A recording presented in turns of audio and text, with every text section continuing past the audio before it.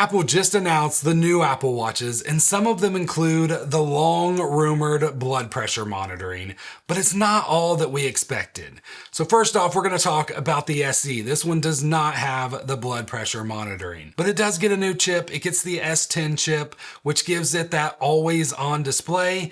This watch will also be getting the tap gesture and the flick to dismiss that was just introduced with watchOS 26. All of these are great features. We also get the temperature sensor and the sleep apnea detection, all of this packed in the cheapest Apple Watch that Apple sells. Along with those features, it also now has the ability to play music from the speaker, which I'm still not really sure who actually does that. I know a few people responded. One time I commented that maybe when they're in the shower or by the pool or something like that, maybe at the beach.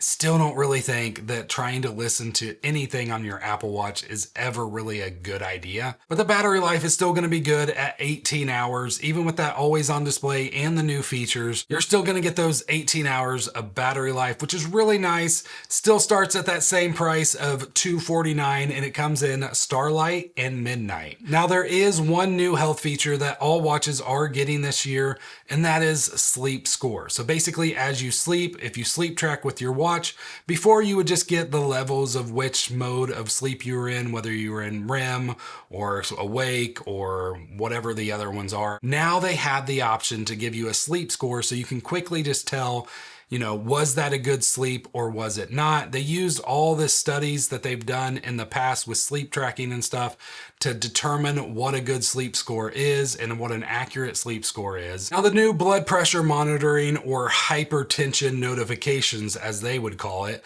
how does that work? Well, basically it's going to continue to use the sensors that the watch has to detect whether you could have hypertension or not. Now it does a 30-day analysis, so you're not going to get anything right away. You're not going to see exact numbers. It's just going to pop up kind of like the sleep apnea detection.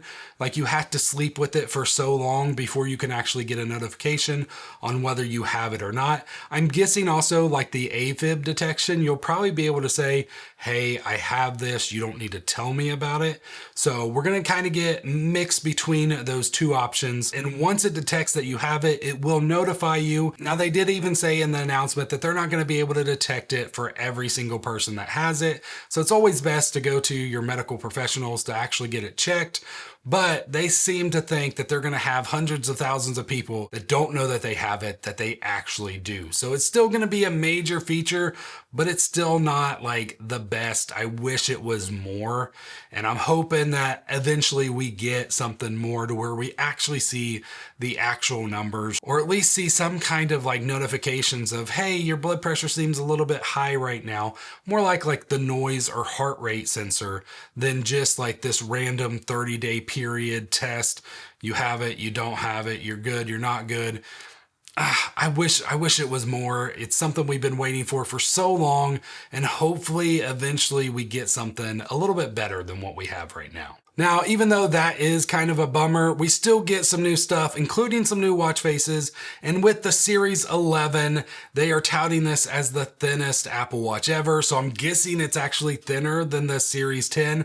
They didn't mention any numbers, of course, they never really do, but we'll get that info later on. Now they do have a new ion glass that is stronger than ever on the regular aluminum watches. Now, if you buy one of the titanium watches, you get that sapphire screen, which is stronger than like anything. Like I recently just hit this one again against a door, still perfectly fine. Had some of the door chunks on it, but it was great. I always recommend, if you can afford it, buy the titanium, get that sapphire screen. It will last you way longer. Now, another big announcement was 5G connectivity is coming to the watch. So the Series 11, the SE3, and the Ultra will all have the ability to connect to a carrier and use 5G connection. But it's not just any 5G connection. It's a very battery efficient 5G connection. So if you didn't know, the Apple Watches have had LTE ever since they were introduced, and now we're finally getting a faster connection connection on the watch, which I am all here for because I use the cellular connection on my watch a lot. It's really nice to have. It's a nice feature. It's obviously not necessary. You can buy a watch and save some money without it. Now, the titanium models and the Ultra automatically come with the 5G connection. The regular Series 11 and SE, you have the option to pay an extra $50 to have the ability to add the 5G connection. You have to go through a carrier to get that all worked out. I will just say I use Visible. Like if you're in the US, they use Verizon's network. I'll put a link down below. This is not a sponsor. It's just one that I've really liked. Right now, I had a deal that I signed up for 5 years. I have the cellular connection on my watch, 5G connection on my phone, all for just $35 a month. I mean, it's amazing and so cheap compared. I don't have to have any group plan and all that stuff. It's just a great price. So I will put a link down below in case you're interested in it. We will also be getting 24 hours of battery life with the Series 11. Now, this is insane because ever since Apple initially released the Apple Watch, it's always been 18 hours. Every single time. It's like you could just count on it. 18 hours, 18 hours, 18 hours. They never wanted to say that you could get 24 hours. Even though in most cases you could get like 24, 36 hours, no problem with like the Series 10, Series 9, 8, like pretty much almost all of them. You could get more than double almost of what they claimed it could have. But now they've actually increased it to 24, which makes me wonder what it can really get. Like, is it going to be able to get 48 hours? Is it going to be able to get more than that? Like, I can't wait to actually try this out because I am very curious to how much battery life it can get. It's just crazy that Apple finally increased it. It makes sense, like they really hit on the sleep score stuff and everything like that. They're really pushing having more people sleep with their Apple Watches. So having the ability to actually just say, you know, you're going to get the full 24 hours with it makes more sense than saying you're going to need to charge your watch every night before you put it back on to sleep with it. I'm curious if the battery life has actually improved or if they're just finally willing to just say that, you know what, it can last longer than 18 hours because I've never had a watch only last me 18 hours. Now, you do have 4 color options for the aluminum model: jet black, which looks amazing. The Series 10, I believe, was the first one with the jet black, and it looks so great. Silver, rose gold, and they brought back space gray. Now they claimed it as a new color, but it looks a lot like the old space gray that they used to sell before they came out with jet black. So you do have those options. The watch starts at $399. And of course, there's the titanium model, which probably will be around $700 or so. $650 to $700, I believe, is usually the starting price for that one. And that comes in the natural color, the gold color, and the slate color.